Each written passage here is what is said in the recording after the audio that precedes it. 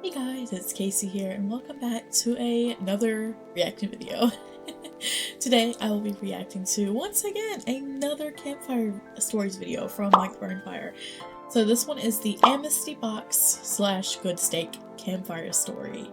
I enjoyed this one a lot, as I always do, so really guys, hope you enjoy the video as well as much as I do. Also, before we go into the video, I just want to say that I have changed my name.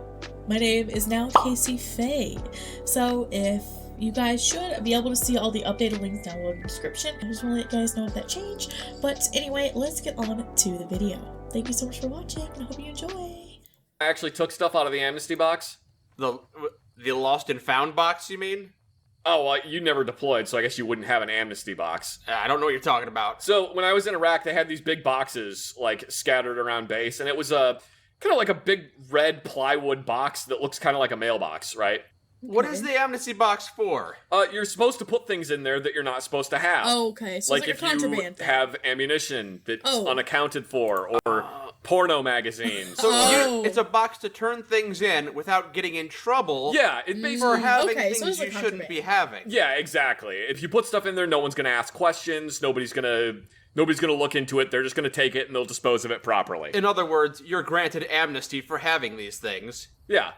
One day I'm walking back from the dining facility and I walk past the Amnesty box that I always walk past, and I can't help but notice that the door on the bottom of the Amnesty box is open. There's a door on the bottom of the box? Yeah, well, there's a little door on the bottom, just like an actual mailbox. There's a door for it so that the appropriate people can show up and take everything out of the Amnesty box, so it doesn't just completely fill up. Okay. The door is open on the bottom, and there is stuff just pouring out of there. Someone should secure this Amnesty box. It's just open, and there's stuff dumping out. Wait a minute, what the hell is that? Ooh, a fragmentation grenade. Grenades? Come on, really? Flashbang grenades, that's fun. A bunch of H&K magazines for no. AR-15s. Porno mags! Okay, I was gonna ask this. It sounds like this Amnesty box is a mix of ordnance and contraband. Yeah, pretty much. So I'm just digging through it, and I'm like, oh, there's a bunch of alcohol in here. I don't care about that, because I don't really drink. A bunch of weed. I don't care about that either. What is this, opium? Nah, get rid of it. Put that back in the Amnesty box. What am I, China? What do I need opium for? I grabbed a cardboard box that was sitting next to the Amnesty box and just started loading it up with stuff. Okay. I'm walking back to where I work with a cardboard box filled with fragmentation grenades and flashbangs and a bunch of, You're not allowed to do that! bunch of H&K AR-15 mags. That's not for you, Zach. Oh no. Bunch of porno mags. Your mother He was like, well, it's just kind of sitting here. I might as well take it for myself, you know what I mean? Yeah. would be disappointed, I'm Zachary. super happy with myself that I found all this stuff. I'm just like, yay! Yeah, found all this stuff in a box where stuff was supposed to He quote found it, chat. Yeah, he found it. He said finders keepers, yeah. be that you're not supposed to take. Well, as I'm walking back, my squad leader comes walking up to me and he sees me carrying this box filled with things that I'm not supposed to have. Yeah. And he comes running up to me. He's like, where did you get that? And I said, oh, the Amnesty box was open. So I took it. He goes, my god. go put that back in the Amnesty box. Looks into the box, grabs a porno mag out of it, and goes, go put that back in the Amnesty box. Hey, those are my boobs, bullets and bombs. Oh my god. Now he's like, yeah, wait, you don't see this, grabs it. Sounds about right, yeah. That's crazy, bruh. Anyway, I put everything back in the Amnesty box. I didn't keep any of it. You delivered a porno magazine. I delivered a porno mag. Actually, that's not entirely true. I did keep all of the H&K M16 mags that I found, because those are worth a lot. Did you have an M16? You had an M16 then. I had an M4. Same thing. That fits there, yeah. Yeah, they're magazines that worked in my rifle, so I just kept them. You didn't get in trouble for stealing stuff. Nobody knew. Make sure you have nobody Except your knows. squad leader. Except my squad leader and anybody that was like, why was Hazard at the Amnesty box? I was dropping stuff off the Amnesty box I wasn't supposed to have. Yeah, okay. Yeah, so there we go. Problem solved. Why did you have 17 porno magazines and 8,000 ammunitions? I did keep one of the flashbangs. The one you hollowed out and brought home? That was a different flashbang. Oh, yeah. So we all have so many. Well, no, I didn't actually get to bring the flashbang home with me. I was super annoyed about that.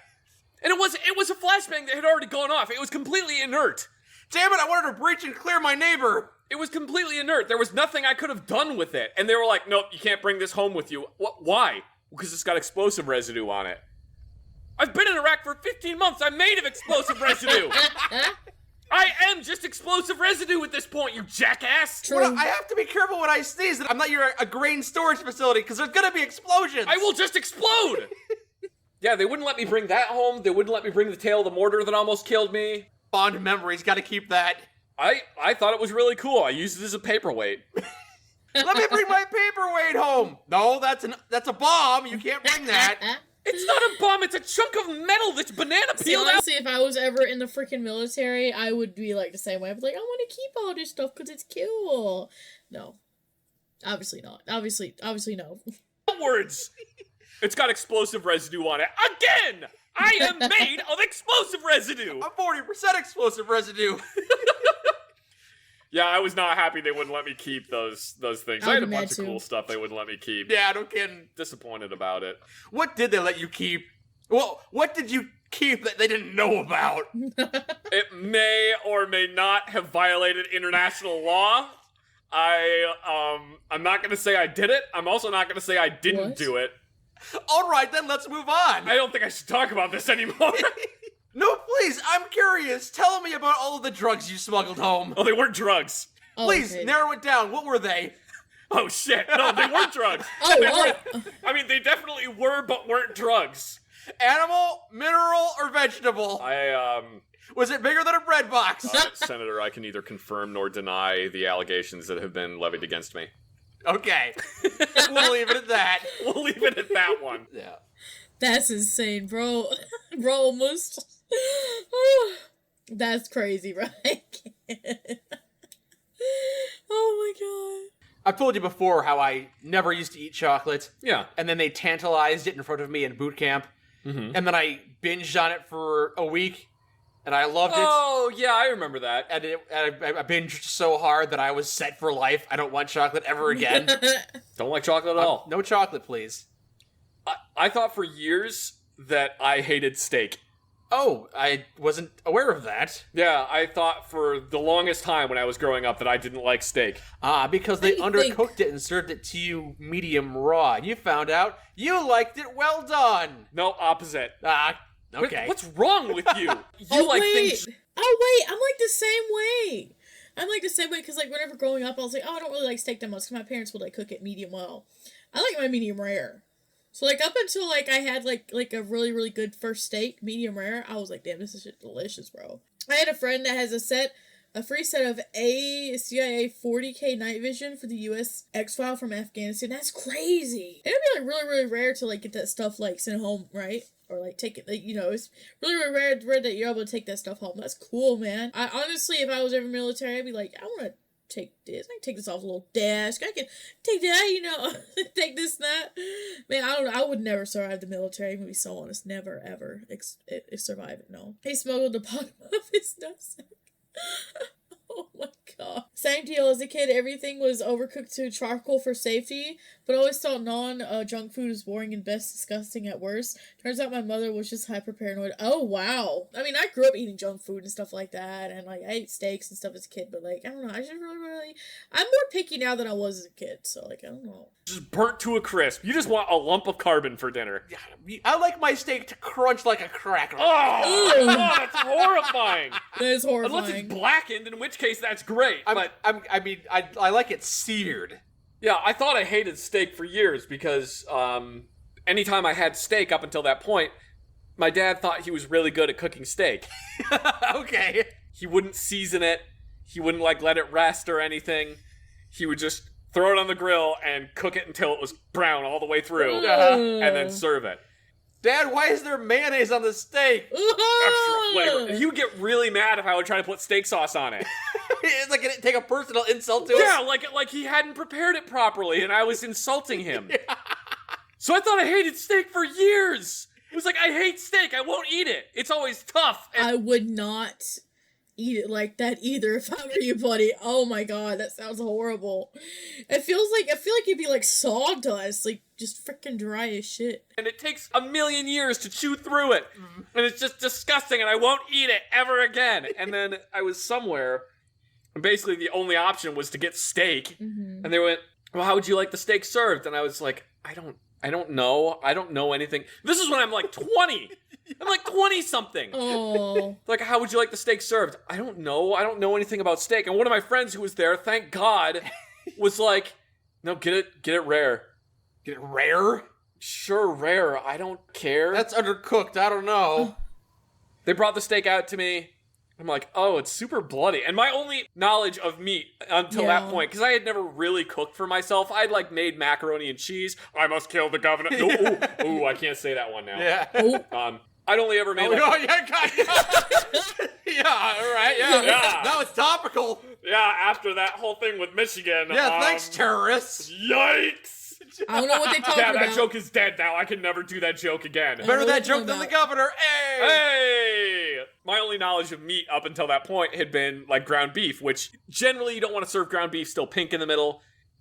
Who doused my steak in animal blood? What did it? Wait, steak comes from a cow? Steak comes from cows? My dad always made it from tofu. Tofu Not steak. tofu. It's actually not bad. Yeah. Unrelated, the fake meat market has gotten so much better since I was a kid. There is some fake meat that's way good. Anyway, sorry. Low key, I love the Impossible Burgers. They're so good. So good. Yeah, charcoal, yeah, no, I will never eat a steak well done ever again in my life. It is just so tough and chewy. I eat my medium rare. I would eat it rare too, but like, I want at least a little warm in the middle, just like, tiny, tad bit warm. If it was cold, I would be a little concerned. But medium rare is perfect for me. They brought the steak out to me. All right, fine, I'll try it. I took one bite out of it, and it was just like the heavens opened, and it was sunshine and rainbows. And it was the most delicious thing I think I had ever eaten. I used to hate steak, but it just turns out that no one in my family knew how to cook steak. It doesn't matter how good the cut of meat is. If you throw it on a grill and blast the ever-loving fuck out of it like you're trying to clear out a pillbox with a flamethrower in World War II, it doesn't taste good. They don't. It tastes like charred meat. Yeah. Go figure. You can season the steak. You can saute it. And then you can let it rest for several minutes after you cooked it, and it allows the flavor to really get into it. The fat on the steak has some really great flavor in it. Meat tastes good. It does. It tastes good. I will not deny that to anybody. Meat tastes delicious. From that point on, I was just like, okay, I love steak now. I legitimately thought that steak was terrible. Until one day when I had steak that was actually good, and it blew my frickin' mind. Honestly, that's so real, because like up until like, I want to say like 2 years ago, I didn't really like eat steak like ever. Like I hated eating steak. Up until like I started my restaurant job, there was a steak that was that like they got the wrong temperature or whatever on it. It was medium rare. I took it home because I was in college. Took it home, ate it because it was free. Dude, I'm telling you, it was some A1 sauce. Fucking bomb, man. It was so good. It was so good. Honestly, like, that was like the same way with like burgers for me too. Like, I was like on like a band trip in college, and we went to this like burger place that was like locally owned. That's the best burger I've ever had in my whole life. It was so good. It was so good. I don't think I've ever had a better burger. It was delicious, bro. I can't. It was so good. Medium rare is the best way to cook it. Amen. Do they still sell Impossible Whoppers? I think they do, yeah. Like Impossible Meat Patties, you can get like anywhere now. I don't eat it very much anymore, but when I do, it's a special treat. Oh, man. Oh, God, now I want a steak. I know you do. That's what happens when you talk about food. Right. Let's talk about foods you should be eating instead. Carrots are delicious. Carrots are pretty good, actually. Carrots are quite sweet. You ever had jicama? What? I don't even know what that is. Jicama is a tuber, and it's got like a waxy... A tuber! A vtuber! I don't know what the hell tuber. What is that? I don't know, guys, but it's funny. It's funny. I like that. The exterior to it. Oh, okay. It's as crisp as a carrot is, but it's like the same color, and it's sweet, like a sweet potato. Oh. I was unaware. Yeah, they're really good. I had jicama for the first time a while ago, and I was like, dang, I could eat these like all the time, but it is kind of a pain to like cut them and peel them.